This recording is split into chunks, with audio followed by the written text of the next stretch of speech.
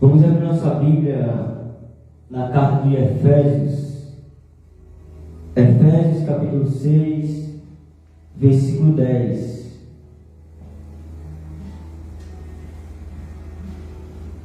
Que diz assim: Finalmente, meus irmãos, sede forte no Senhor e na força do seu poder, revestivos de toda a armadura de Deus, para que possam estar firmes contra as astutas ciladas do diabo. Porque não lutamos contra carne e sangue, mas contra os principados, contra os potestades, contra os governantes das trevas deste mundo, contra as maldades espirituais em regiões celestiais. Portanto, tomai toda a armadura de Deus, para que possas resistir no dia mau, e havendo feito tudo isso, fica firme. Portanto, estai firme, tendo cingido os vossos lombos com a verdade, e vestida a couraça da justiça, e calçados os vossos pés na presença do Evangelho da paz. Amém? Neste momento, a palavra do Senhor aqui no livro de Efésios, capítulo 6.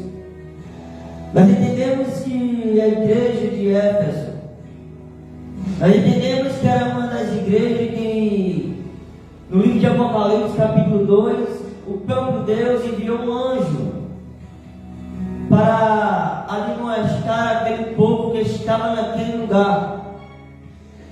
E nós entendemos que o apóstolo Paulo, ele cheio do Espírito Santo, um homem cheio da graça de Deus. Nós entendemos que no momento que ele começou a escrever aquela mensagem, aquela palavra, aquele evangelho para a igreja de Éfeso, era porque ele estava demonstrando, estava ensinando aquele povo a andar corretamente nos caminhos de Deus. E nós entendemos que o povo de Éfeso, ele era um povo que tinha um conhecimento avançado, era uma nação que ele tinha tudo aquilo que ele precisava, mas o que eles estavam aprendendo, o que ele deveria aprender naquele momento, era separar a quem ele poderia lutar, com quem ele poderia guerrear. E o mais interessante é que o apóstolo Paulo, ele olha para aquela igreja de Éfeso e começa a falar sobre a armadura de Deus, começa a falar sobre o revestimento do Espírito Santo, as peleias que nós lutamos todos os dias, as batalhas que estão travadas sobre o nosso ser, as lutas que nós temos que enfrentar para tentar chegar do outro lado, ela é grande. Às vezes nós pensamos em desistir, nós pensamos em parar em meio à caminhada, porque o desânimo é grande. Mas em meio a tudo isso, o próprio Deus está presente sobre conosco. Porque no livro de João, capítulo 16, versículo 33, ele vai falar assim para você que está assistindo esta palavra, para você que está dentro desta live, para você que está neste canal, na Web TV, para você que está em casa, para você que está no trabalho. Eu não sei onde você está ouvindo esta palavra, mas a Bíblia diz no livro de João, capítulo 16, versículo 33, porque estas coisas eu vos tenho falado, porque no mundo tereis aflições, mas tem bom ânimo, porque eu venci o mundo. Então esse deserto que você está passando, a tempestade que você está enfrentando, não vai parar o propósito que Deus está reservando para você hoje. A adversidade que você está enfrentando não vai parar aquilo que Deus já determinou para você. A tempestade pode até se levantar, o deserto pode até estar grande, mas aquilo que Deus determinou para você é maior do que tudo aquilo que está tentando ver a tua queda. Pode até estar vendo você hoje no fundo do poço, pode estar vendo você dizer que não tem nenhuma esperança, mas Deus esta tarde me trouxe aqui como profeta para te dizer: ainda tem esperança para o teu processo, ainda tem esperança para o teu deserto. Estou pensando que vocês vão parar na beira do caminho, estou pensando que você vai parar no meio da estrada, mas Deus neste momento está dizendo: meu filho, continua caminhando, continua marchando, porque eu estou contigo neste deserto. O mais interessante é que o povo estava pelejando, o pastor Vandelino, contra nós mesmos, contra o nosso próximo, contra aquele que está nos perseguindo. Mas o mais interessante é que o apóstolo Paulo se levanta cheio do Espírito usando o irmão Júlio Barbosa. Ele começa a se levantar e diz: meu irmão, a nossa peleja não é contra sangue nem carne, mas é contra toda a potestade espiritual da maldade. A nossa luta não é contra aquele que está nos perseguindo, a nossa luta não é contra aquele que pisa em nosso carro, não. A nossa luta ela é contra nós mesmos. A nossa luta ela é perante a nossa vontade, o nosso desejo. O apóstolo Paulo ele afirma na sua carta: o bem que eu quero fazer eu não faço, mas o mal que eu não quero fazer, esse sim eu faço. Por quê? É porque o pecado está em mim. Então a peleja que nós devemos lutar, que nós devemos trabalhar todos os dias, não é com aquele que está do nosso lado, não é com aquele que quer ver a nossa queda, não. A nossa batalha é contra nós mesmos, é contra as nossas atitudes, é contra os nossos desejos.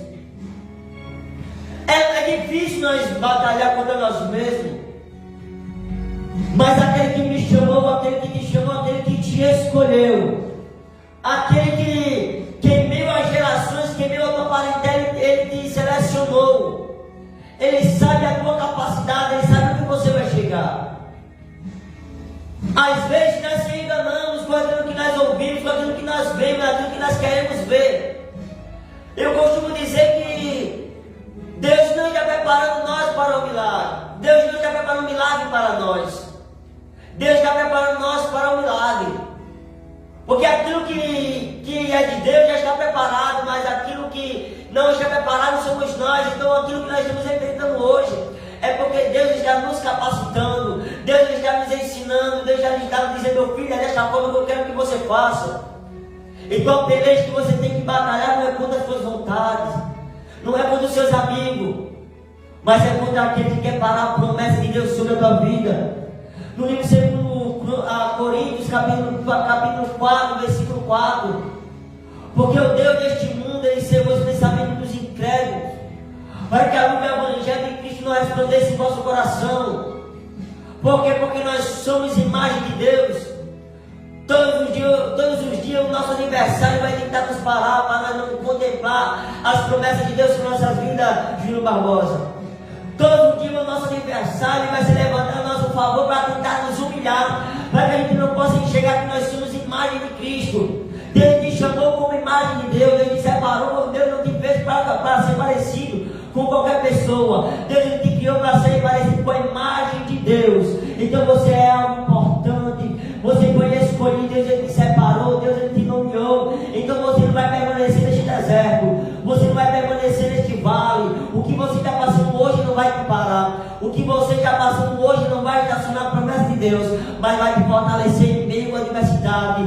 Todos aqueles que Deus ele chamou, todos aqueles que Deus escolheu, foi para que recebesse uma nova vida. Aquele que é confrontado pelo Evangelho de Cristo, ele não é mais a mesma pessoa. Aquele que é confrontado pelo Evangelho de Cristo, ele é mudado por causa da palavra. A Bíblia vai me dizer no livro de Isaías, capítulo 6, que o próprio Deus ele procura pessoas para estar anunciando o seu Evangelho. Mas a Bíblia vai dizer que aquele homem chamado Isaías, antes de ser profeta, ele disse: Senhor, eis-me aqui, eu estou aqui diante de ti, mas eu sou um homem de lábios impuros. Mas naquele momento que ele foi confrontado pela palavra de Cristo, ele se tornou um grande profeta. Um homem chamado Pedro, ele era um homem que era bruto, a sua serviço era dura, mas naquele momento que ele estava, onde ele estava, ele marcou encontro com o Senhor. A palavra marcou encontro com ele naquele momento, e ele foi transformado e salvou 3.000 almas para Jesus.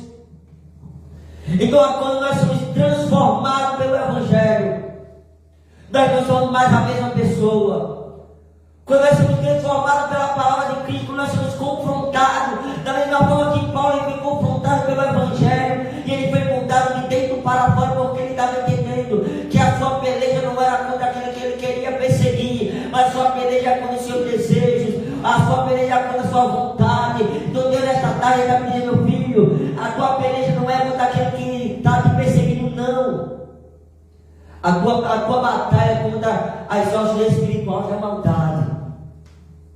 Então não é momento de você parar, não é momento de você desistir. Deus tem algo maior para você. Livro de Romanos capítulo 8, versículo 1: nenhuma condenação há para aqueles que estão em Cristo Jesus, que não andam segundo a carne, mas segundo o Espírito. Porque a vontade de Deus na nossa vida é boa, perfeita e agradável. O apóstolo Paulo ele diz em Romanos capítulo 2, versículo 2: não vos conformem com este mundo, mas buscar a inovação da vossa mente, para que possa experimentar a boa e a perfeita vontade de Deus sobre a nossa vida. Então Deus nessa tarde ele está dizendo: meu filho, é momento de você se revestir da palavra, é momento de você se revestir do Evangelho de Deus, para que você no dia mal possa estar firme em meio à perseguição que você está passando, em meio ao deserto que você está enfrentando, que você vai estar firme em uma vida circunstância, enquanto a peleia não é contra sangue nem carne, mas contra toda a potestade espiritual da maldade. Então permaneça na posição, porque Deus ele vai te honrar no momento que você está sofrendo. Todos aqueles que Deus ele escolheu, todos aqueles que Deus ele chamou, eles teve que passar por deserto, eles teve que passar por vale, mas de maneira alguma eles estavam sozinhos no momento do processo. É momento de você suportar o processo para viver o propósito que Deus reservou para a tua vida. Então não desista, persista na tua fé. Aqui quem tem chamado, ele é perseguido, quem tem chamado, ele é perseguido. Ele é apontado, mas de maneira alguma Deus ele vai abrir mão. Deus ele não abre mão da promessa que ele fez sobre a tua vida. Então não saia do foco, porque Deus ele vai te honrar aonde você está. Amém? Neste momento eu quero ser graças a Deus por esta palavra, por esta oportunidade e por esta confiança que o nosso irmão Júlio Barbosa ele me concedeu neste momento. E por você também que está em casa, que está vendo esta palavra, que Deus abençoe a vida de todos vocês, em nome de Jesus.